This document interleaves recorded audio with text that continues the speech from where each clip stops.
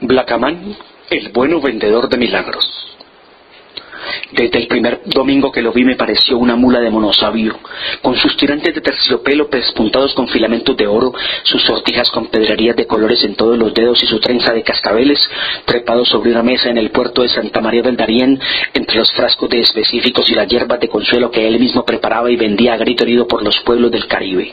Solo que entonces no estaba tratando de vender nada de aquella cochambre de indios, sino pidiendo que le llevaran una culebra de verdad para demostrar en carne propia un contraveneno de su invención, el único infalible, señoras y señores, contra las picadoras de serpientes, tarántulas, escolopendras y toda clase de mamíferos ponzoñosos.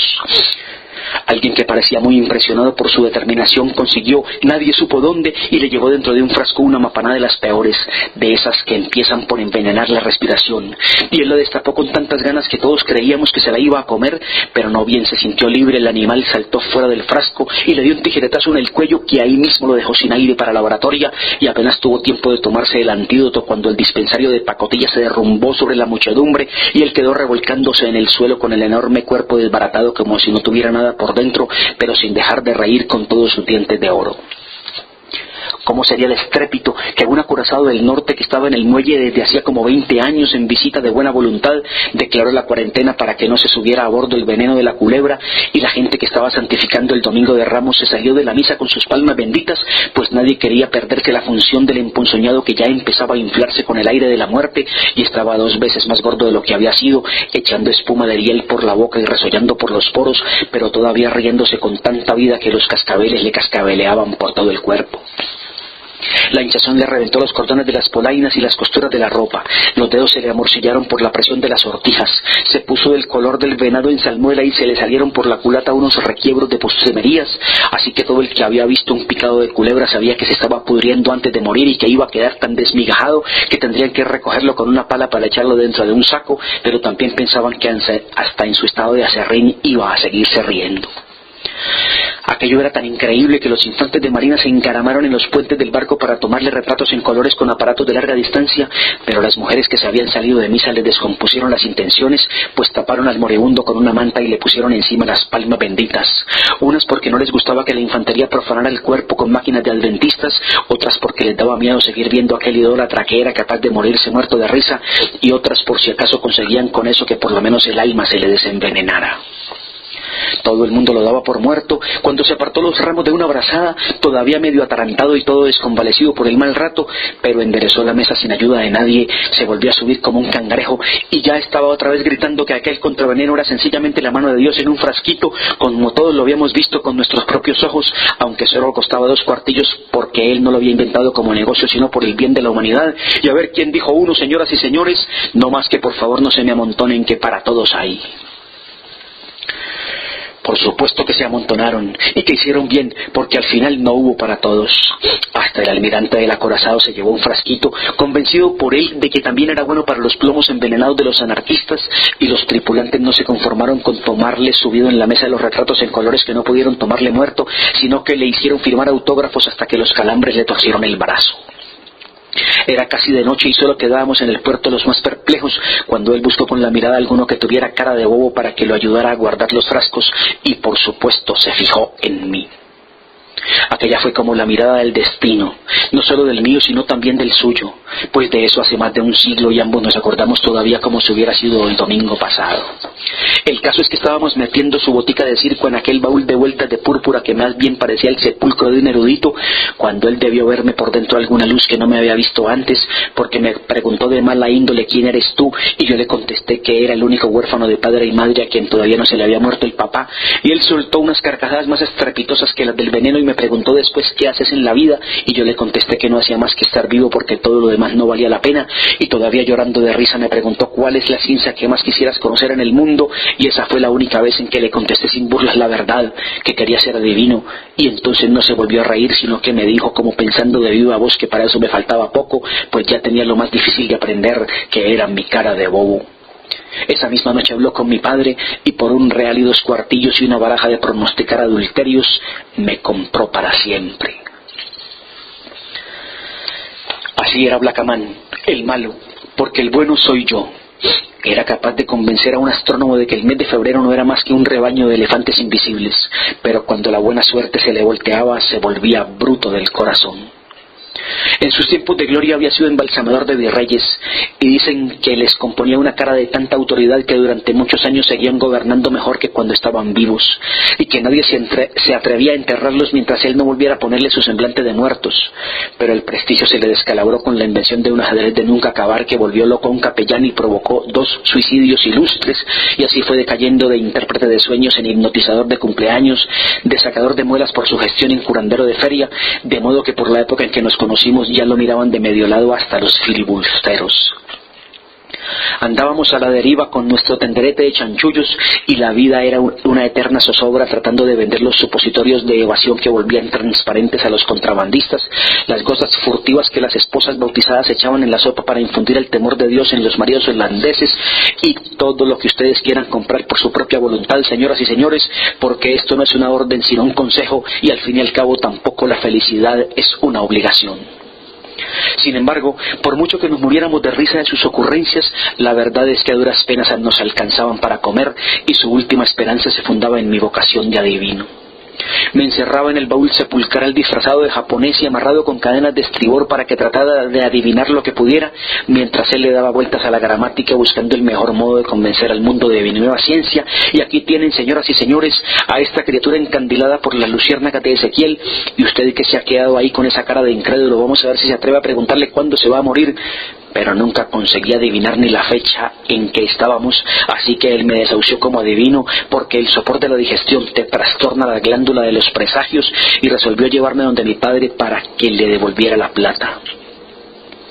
Sin embargo, en esos tiempos le dio por encontrar aplicaciones prácticas para la electricidad del sufrimiento y se puso a fabricar una máquina de coser que funcionara conectada mediante ventosas con la parte del cuerpo en que se tuviera un dolor. Como yo pasaba la noche quejándome de las palizas que él me daba para conjurar la mala suerte, tuvo que quedarse conmigo como probador de su invento, y así el regreso se nos fue demorando y se le fue componiendo el humor hasta que la máquina funcionó tan bien que no solo cosía mejor que una novicia, sino que además bordaba pájaros y astromelias según la posición y la intensidad del dolor. En esas estábamos, convencidos de haber burlado otra vez a la adversidad, cuando nos alcanzó la noticia de que el comandante del acorazado había querido repetir en Filadelfia la prueba del contraveneno y se convirtió en mermelada de almirante en presencia de su Estado Mayor. No se volvió a reír en mucho tiempo. Nos fugamos por desfiladeros de indios, y mientras más perdidos nos encontrábamos, más claras nos llegaban las voces de que los infantes de marina habían invadido la nación con el pretexto de exterminar la fiebre amarilla y andaban descabezando a cuanto cacharrero inveterado o eventual encontraban a su paso. Y no solo a los nativos por precaución, sino también a los chinos por distracción, a los negros por costumbre y a los hindúes por encantadores de serpientes, y después arrasaron con la fauna y la flora y con lo que pudieron del reino mineral, porque sus especialistas en nuestros asuntos les habían enseñado que la gente del Caribe tenía la virtud de cambiar de naturaleza para embolatar a los gringos. Yo no entendía de dónde les había salido aquella rabia, no porque nosotros teníamos tanto miedo, hasta que nos hallamos a salvo en los vientos eternos de la Guajira, y solo allí tuvo ánimos para confesarme que su contraveneno no era más que rubibarbo con trementina, pero que le había pagado 2 cuartillos a un calanchín para que le llevara a aquella mapaná sin ponzoña. Nos quedamos en las ruinas de una misión colonial, engañados con la esperanza de que pasaran los contrabandistas, que eran hombres de fiar y los únicos capaces de aventurarse bajo el sol mercurial de aquellos yermos de salitre. Al principio comíamos salamandras con flores de escombros, y aún nos quedaba espíritu para reírnos cuando tratamos de comernos sus polainas hervidas, pero al fin nos comimos hasta las telarañas de los aljibes, y solo entonces nos dimos cuenta de la falta que nos hacía el mundo. Como yo no conocía en aquel tiempo ningún recurso contra la muerte, simplemente me acosté a esperarla donde me doliera menos, mientras él deliraba con el recuerdo de una mujer tan tierna que podía pasar suspirando a través de las paredes, pero también aquel recuerdo inventado era un artificio de su ingenio para burlar a la muerte con lástimas de amor. Sin embargo, a la hora en que debíamos habernos muerto, se me acercó más vivo que nunca y estuvo la noche entera vigilándome la agonía, pensando con tanta fuerza que todavía no he logrado saber si lo que silbaba entre los escombros era el viento o su pensamiento, y antes del amanecer me dijo con la misma voz y la misma determinación de otra época que ahora conocía la verdad, y era que yo le había vuelto a torcer la suerte. De modo que amárrate bien los pantalones, porque lo mismo que me la torciste me la vas a enderezar. Ahí fue donde se echó a perder el poco cariño que le tenía. Me quitó los últimos trapos de encima, me enrolló en alambre de púas, restregó en piedra de salitre en las mataduras, me puso en salmuera en mis propias aguas y me colgó por los tobillos para macerarme al sol. Y todavía gritaba que aquella mortificación no era bastante para apaciguar a sus perseguidores. Por último me echó a podrir en mis propias miserias dentro del calabozo de penitencia donde los misioneros coloniales renegaban a los herejes, y con la perfida de ventrílocuo que todavía le sobraba se puso a imitar las voces de los animales de comer, el rumor de las remolachas en octubre y el ruido de los manantiales para torturarme con la ilusión de que me estaba muriendo de indigencia en el paraíso. Cuando por fin lo abastecieron los contrabandistas, bajaba al calabozo para darme de comer cualquier cosa que no me dejara morir, pero luego me hacía pagar la caridad arrancándome las uñas con tenazas y rebajándome los dientes con piedras de triturar, y mi único consuelo era el deseo de que la vida me diera tiempo y fortuna para desquitarme de tanta infamia con otros martirios peores. Yo mismo me asombraba de que pudiera resistir la peste de mi propia putrefacción, y todavía me echaba encima las sobras de sus almuerzos y mataba animales del desierto y los ponía por los rincones para que el aire del calabozo se acabara de envenenar. No sé cuánto tiempo había pasado cuando me llevó el cadáver de un conejo para mostrarme que prefería echarlo a pudrir en vez de dármelo a comer, y hasta allí me alcanzó la paciencia y solamente me quedó el rencor, de modo que agarré el conejo por las orejas y lo mandé contra la pared con la ilusión de que era él y no el animal el que se iba a reventar, y entonces fue cuando sucedió, como en un sueño, que el conejo no solo resucitó con un chillido de espanto, sino que regresó a mis manos caminando por el aire. Así fue como empezó mi vida grande. Desde entonces ando por el mundo desfiebrando a los palódicos por 2 pesos, visionando a los ciegos por 4,50, desaguando a los hidrópicos por 18, completando a los mutilados por 20 pesos si lo son de nacimiento, por 22 si lo son por accidente o peloteras, por 25 si lo son por causa de guerras, terremotos, desembarcos de infantes o cualquier otro gesto de calamidades públicas, atendiendo a los enfermos comunes al por mayor mediante regla especial, a los locos según su tema, a los niños por mitad de precio y a los bobos por gratitud, y a ver quién se atreve a decir que no soy un filántropo, damas y caballeros. Y ahora sí, señor comandante de la 20ª flota, ordene a sus muchachos que quiten las barricadas para que pase la humanidad doliente, los lazariños a la izquierda, los epilépticos a la derecha, los tullidos donde no estorben y allá detrás los menos urgentes, no más que por favor no se me apelotonen, que después no respondo si se les confunden las enfermedades y quedan curados de lo que no es, y que siga la música hasta que hierva el cobre y los cohetes hasta que se quemen los ángeles y el aguardiente hasta matar la idea, y vengan los maritornes y los maromeros, los matarifes y los fotógrafos, y todo eso por cuenta mía, damas y caballeros, que aquí se acabó la mala fama de los blacamanes y se armó el despelote universal. Así los voy adormeciendo con técnicas de diputado, por si acaso me falla el criterio y algunos se me quedan peor de lo que estaban. Lo único que ya no hago es resucitar a los muertos, porque apenas abren los ojos contramatan de rabia al perturbador de su estado, y a fin de cuentas los que no se suicidan se vuelven a morir de desilusión. Al principio me perseguía un congreso de sabios para investigar la legalidad de mi industria, y cuando estuvieron convencidos me amenazaron con el infierno de Simón el Mago y me recomendaron una vida de penitencia para que llegara a ser santo, pero yo les contesté sin menosprecio de su autoridad que era precisamente por ahí por donde había empezado. La verdad es que yo no gano nada con ser santo después de muerto. Yo lo que soy es un artista, y que lo único que quiero es estar vivo para seguir a pura flor de burro con este carricoche convertible de 16 cilindros que le compré al cónsul de los infantes, con este chofer trinitario que era barítono de la ópera de los piratas de Nueva Orleans, con mis camisas de gusano legítimo, mis lociones de oriente, mis dientes de topacio, mi sombrero de tartarita y mis botines de 2 colores, durmiendo sin despertador, bailando con las reinas de belleza y dejándolas como alucinadas con mi retórica de diccionario, y sin que me tiemble la pajarilla si un miércoles de ceniza se me marchitan las facultades, que para seguir con esta vida de ministro me basta con mi cara de bobo y me sobra con el tropel de tiendas que tengo desde aquí hasta más allá del crepúsculo, donde los mismos turistas que nos andan cobrando el almirante trastabillan ahora por comprar los retratos con mi rúbrica, los almanaques con mis versos de amor, las medallas con mi perfil, mis pulgadas de ropa, y todo eso sin la gloriosa conduerma de estar todo el día y toda la noche esculpido en mármol ecuestre y cagado de golondrinas como los padres de la patria. Lástima que Blacamar el malo no pueda repetir esta historia para que vean que no tiene nada de invención.